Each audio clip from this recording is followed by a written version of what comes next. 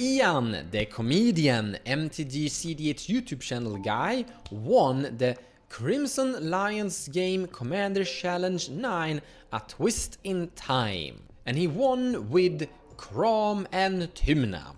And by the way, if you look here, Tymna Kraum, and then Rocco. So the top 4 were basically 3 Tymna Kraum and then 1 Naya Toolbox Rocco. Now this means it's time to do some deck tech video and analyze some statistics and card win rate and take a look at some various deck lists. So if we jump over to this page and take a look at the average win rate of Tymna and Kraum, we have a 286 decks that have entered into tournaments, and among those they have received a win rate of 25.69, which is actually kinda good. But let's actually put that into some perspective. Gitrog 15, Kinan 24, Malcolm and Tymna 23, Tyam 25. So Tyam and Bluefarm are actually kinda close, and then Atraxa on 27.14.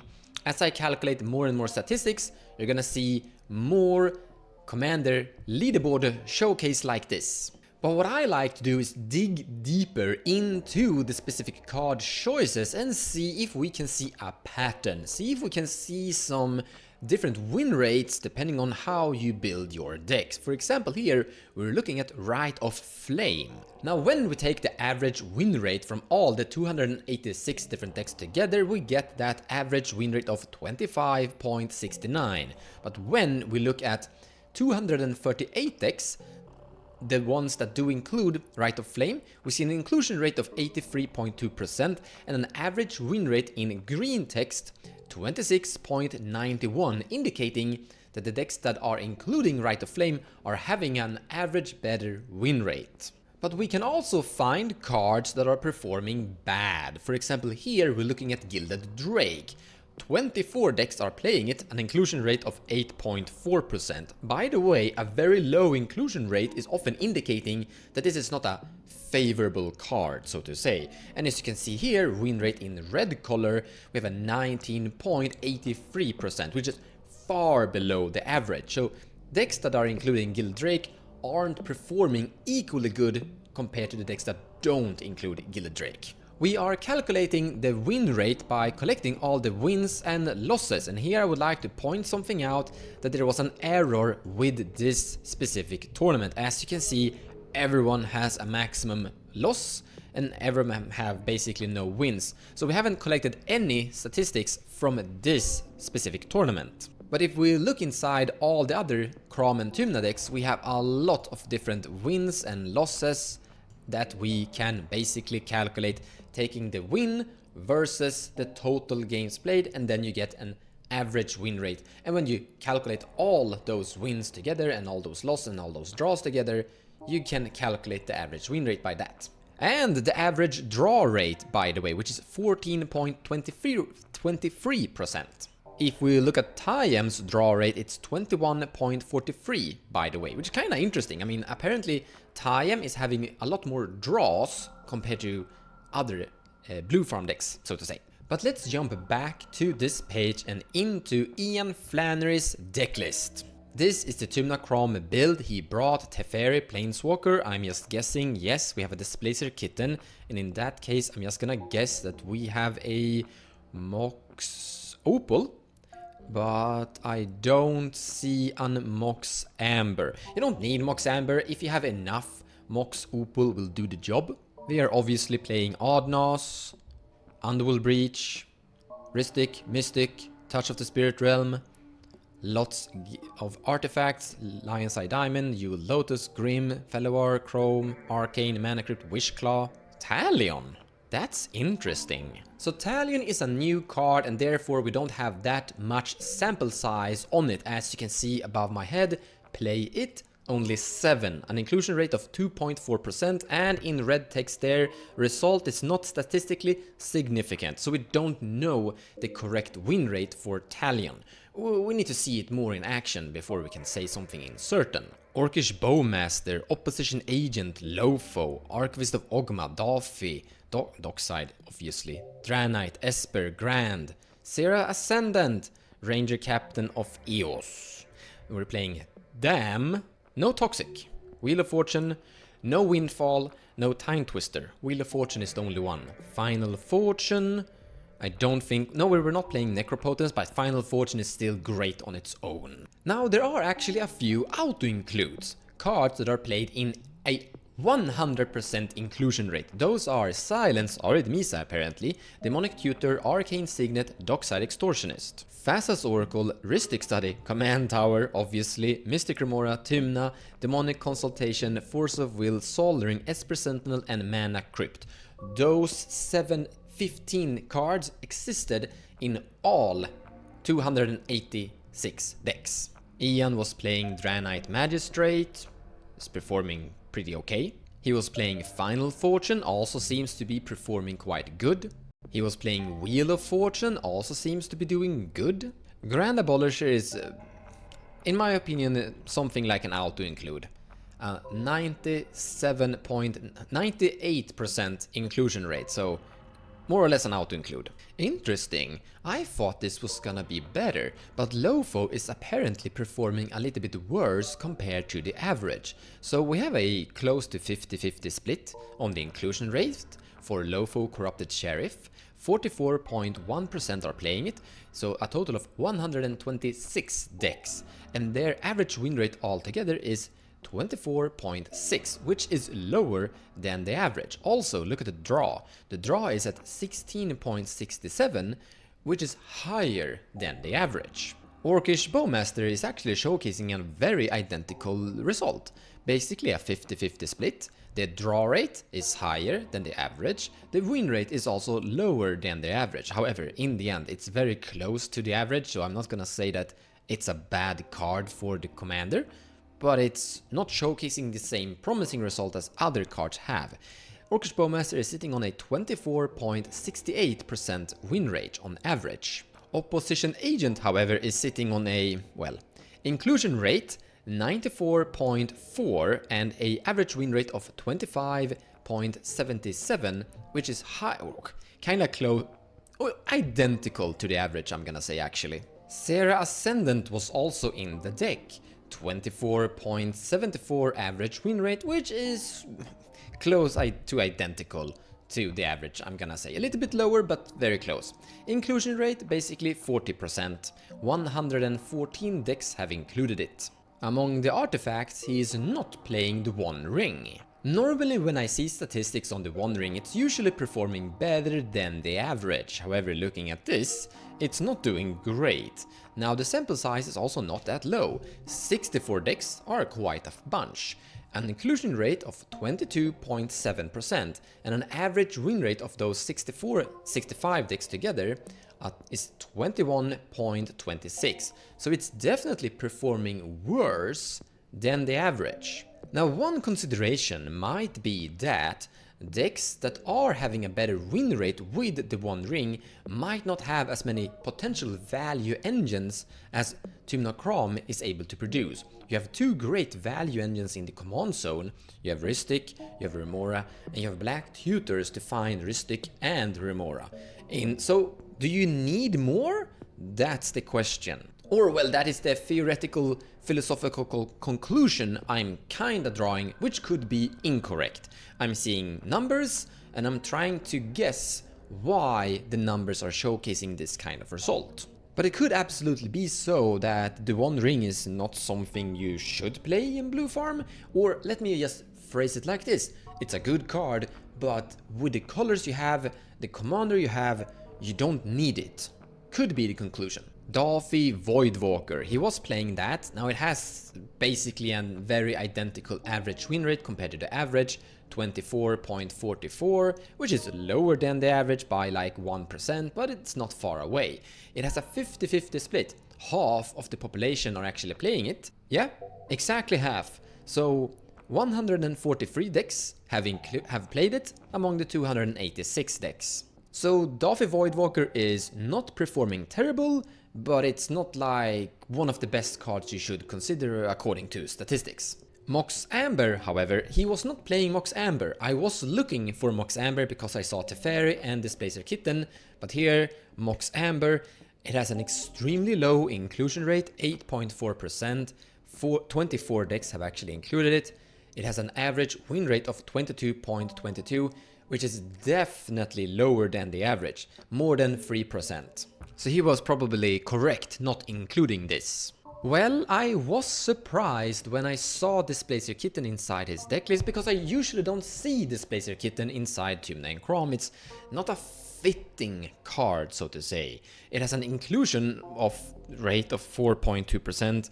12 decks have played it, which means we're not getting a statistical significant result, which means we can't trust the win rate, which is 24.19. But I would like to say this: when the inclusion rate is this low in a sample size with 286 decks, now I should also mention that some of the decks have actually been registered before Displacer Kitten existed, so it's relative new card kind of to the entries. However, still, very few people are playing it, indicating that it might not be a good fit for this commander pair and for this kind of deck. In Teferi's case, we do have a pretty significant sample size. 40 decks have included it, inclusion rate of 14%. The result is statistically significant, but the win rate is negative, or not hugely negative, 24.47%, which indicates that it's still very close to the average, but it's still lower than the average. We're obviously playing Intuition and Sevin's Reclamation. Looking for statistics on Sevin's Reclamation, we have an extremely high inclusion rate of 96.9, which I'm gonna say that it's close to an auto-include, more or less. Now, some decks don't play it, but there are corner cases. Some people are like, maybe don't have it, so to say. They want to play it, but they can't. Now, when you have an extremely high inclusion rate, you're gonna see a win rate that is very close to the average. Still, we're seeing... actually, this is so close you can actually get. So the average win rate is 25.69, and the average win rate with Sevin's Reclamation is 25.7. Can't get closer than that.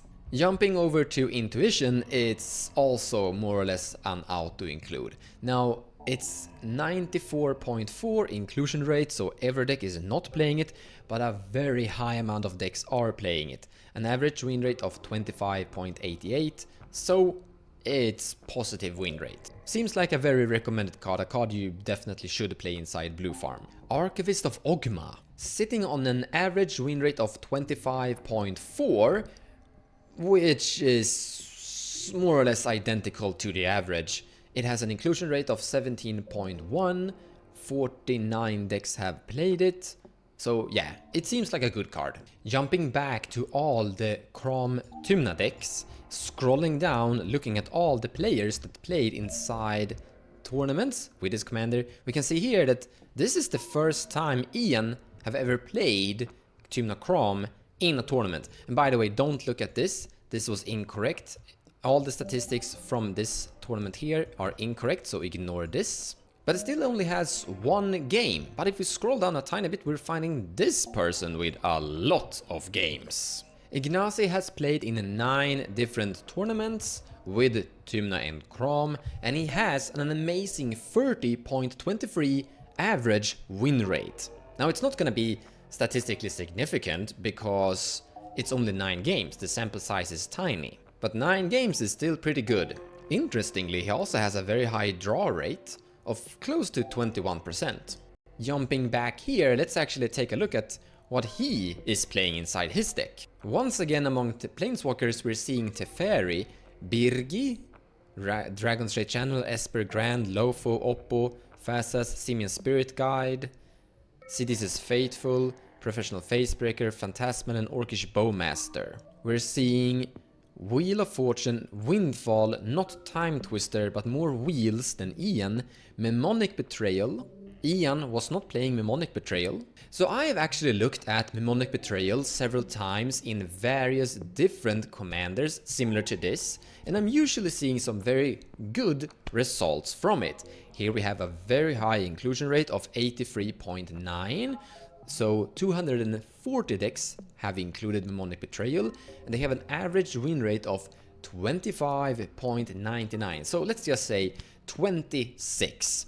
Now, it's very close to the average, but look at the inclusion rate and still notice that it's better than the average. So indicating that the card is doing some good work. We're playing Toxic. Interesting. So Ian was playing Damn, and this guy is playing Toxic. That is a very good win rate. So Toxic Deluge is sitting on a 27.43 on average with an inclusion rate of 42. It is also having a lower draw rate compared to the average. So the draw rate for Toxic Deluge is 13.46, while the average draw is 14.22. And I can actually see that board wipes usually make sure that the game ends somehow. And if we jump over to Damn, we see a tiny reduction in inclusion rate and win rate. So Toxic Deluge is sitting on a 27.43, while Damn is sitting on 26.86 and a lower inclusion rate. Now both are actually showcasing some pretty good result, but Toxic Deluge seems to have more higher inclusion rate and a little bit higher win rate compared to Damn. But you could play both, I guess. We are playing Final Fortune, Adnos obviously. I would say that Adnos is pretty much an auto-include. So Adnos is sitting on an inclusion rate of 96.5, so yeah, close to every single deck have included Adnos. Oh yeah, by the way, we were not playing Peer into the Abyss. Ian wasn't playing that one either, neither of the two. Well, Peer is not performing bad. It is an average win rate of 25.53, so it's a tiny bit lower, but it's still pretty much close to the average, or I'm gonna say it's almost identical to the average. However, the inclusion rate is actually quite low, 17.1, so not that many, or 49 decks out of the 286 have actually included Peer into the Abyss. Wait, this guy is not playing Mindbreak Trap. Unless I'm blind. No, that's a Fierce, Enlightened, Demonic Consultation, Deflecting, Dark, Sight, Final Luster, Force of Will, Force of Negation, Intuition, March, Mental, Swansong, Snapback, Silence. No, he is not playing Mindbreak Trap. Ian was playing Mindbreak Trap. This surprised me a tiny bit. Usually when I look at Mindbreak Trap, is usually showcasing a pretty good average win rate. Now it has a very high inclusion rate of 78%.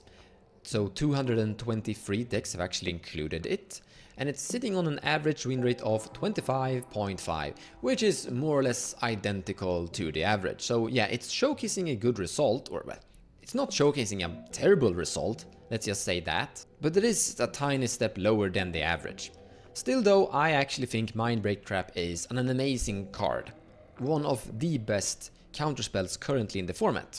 We are playing the One Ring. Ian was once again not playing the One Ring. We're playing a little bit fewer artifacts here actually. And we're not playing Touch of the Spirit Realm. Okay, so the sample size is not large enough. As you can see in red text down there, result is not statistically significant. But once again, it's like a card that have just kind of emerged and people have started to use it. It has a 14.3 inclusion rate, 41 decks are playing it. It is showcasing an amazing win rate of 29.13. So even though the sample size is very low, it is showcasing a good performance. And the reason is actually quite simple. Channel, discard Touch of the Spirit Realm, exile target artifact or creature, return it to the battlefield under its owner's control at the beginning of the next end step. This can go through Grand Abolisher, and that is why it's really good. It also goes through Silence. You can't counterspell it except with Stifle effects, but it doesn't trigger Heuristic Study, it goes through Rule of Law. So yeah, but we have more players that have also performed quite good. I'm Kakahopt. I'm not gonna try to pronounce that name, sorry, but this person have entered 5 times and achieved a 30.43 average win rate. And that is actually really good. So let's look at this person's deck list. Once again, we're playing Teferi. All 3 decks have actually played Teferi. Displacer Kitten, once more, Dockside, Draenite, Esper, Fairy Mastermind this time. Now I have actually looked at Fairy Mastermind on other commanders as well, and usually, almost always, it is showcasing a better win rate than the average, and a pretty good sample size too, or inclusion rate I mean, or well both. So 28% are playing it, 80 decks have entered into tournaments with it, the result is statistically significant, and we're sitting on a 27.79 average win rate. That's actually really good. And once again, I would like to mention that I've seen this result in a pattern looking at other commanders like Tivit, Nayela, etc. So it seems to be a good card that is showcasing a good performance. He's actually playing Laviniasaurus Renegade, the others weren't doing that. Now I actually like the Azorius Hate Bear, Lavinia that is, very cheap and having a great effect versus your opponents. And in here we have a 50-50 split. 50.7% have actually played it, that means 145, and it's sitting on a average win rate of 25.14. So it's not showcasing a bad result, it's just showcasing a tiny step lower compared to the total average, but not with a huge margin. In other words, it would be a card that it's like, maybe good. I mean, it synergizes with Tymna. It is a hate bear that can go to combat, smash someone and draw a card with Tymna trigger. However, it's lacking flying, it's only a 2-2, so it's actually kinda easy to block and kill it. You don't need to break parity against it, because it's only affecting your opponents, and this is a stacks effect that is usually very hard to actually deal with. I think it's the reason why I think it's great is probably because I'm playing a lot of Sisay Weatherlight Captain, and in there it is making an enormous performance. On Sorceress, the guy is just like Ian, only playing Wheel of Fortune, no Windfall, no Time Twister, also no Peer and no Mnemonic Betrayal. This guy is playing Mindbreak Trap. Good champ. Final Fortune, Intuition, we already looked at that, that was pretty much an auto-include. Among artifacts, Wishclaw Talisman, obviously, but no One Ring. And no Touch of the Spirit Realm, and a land count of 27. And as usual, link in the description below of the video for all deck lists that we've actually looked at in this video, including a link to this place if you wanna scroll around and look for other various Tymna Kraum lists. Before we wrap up this video, I would like to showcase a few other cards that are worthy mentions for this kind of deck tech video. So here we have a Gitaxian Probe. Now I've actually looked at the Gitaxian Probe several times in other videos like this, and it's usually showcasing an average win rate lower than the commander's total average, in this case 23.81% with an inclusion rate of 16.1. So it is presenting itself as a not recommended card. Angel's Grace the same. Here we have an average win rate of 20.39, not great. Deadly Rollick, now this being a very, no, I'm not gonna say commander centric. This isn't a deck that is looking to put Tymna and Kraum into play consistently, but sometimes that happens. And Deadly Rollick is a great card when you have your commander accessible. However, it's a very low inclusion rate, and the 17 decks that did include it weren't performing that well. The takeaway could be something like this. Your Tymna Kraum deck is very focused on the Grixis core game plan of Dockside, Adnos, Underworld Breach and Phasas. If you don't have anything better to do, that's when you cast your commander. So that means that you don't really want to be in the state of having your commander in play and drawing cards with those. You'd rather draw cards with a Rhystic Study, and therefore Deadly Rollick doesn't make sense. I've also seen a bad performance on the Ledger Shredder on average when I'm looking at other commanders as well. It doesn't seem to be that great of a value engine, so to say. Well, it's not really a value engine, it's just a value filterer, because you actually draw and discard, which is good, but drawing a card is better. Smothering Tide is also showcasing a sad outcome. Now, very low inclusion rate, a win rate of 21.18. In other words, a card that's not recommended, so to say. For this kind of deck, I think Smothering Tide is great in other decks. Decks that have commanders can actually utilize the mana that you gain from this, but Tymna Kraum can't, so nah. I also found this actually kinda interesting. Including a one single basic swamp gave you an average win rate of 7.14. Now the sample size is extremely low, but it's kind of showcasing that the swamp is not the basic land you need. Island is the way to go. When you talk around on various social media, bluefarm and Tymna Kraum is often popping up as the consideration of being the best commander in the format, and it could potentially just be so. And just because it's so popular, it's actually recommended that you know a thing or two about the deck, so to say, because you are probably going to play against it. If you have any feedback or suggestions to this kind of video style, please leave those in the comments below and I will read them. There are a few that I've actually seen that I've taken into account and I've started to try to implement them. It is usually very hard to actually update this system and try to implement new ideas, but I'm working on it. If you have any suggestion, once again, I would love to hear your feedback.